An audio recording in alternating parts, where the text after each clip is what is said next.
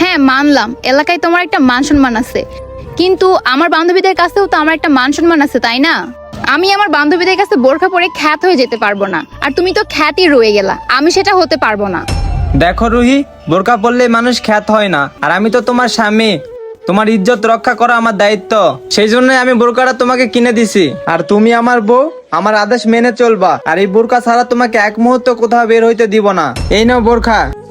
দেখো বিশাল, আজকাল তোমার এই ব্যবহারগুলো আমার খুবই বিরক্তজনক লাগে, আর তোমার কথা শুনলেও আমার অনেক রাগ হয়। রাগ লাগবে মানে?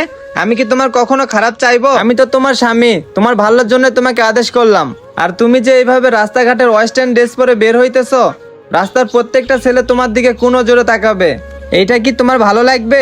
দেখো, এখন আর আগের যুগ নেই যে মেয়েরা এখন রাস্তায় মডার্ন ড্রেস পরে বের হতে পারবে না।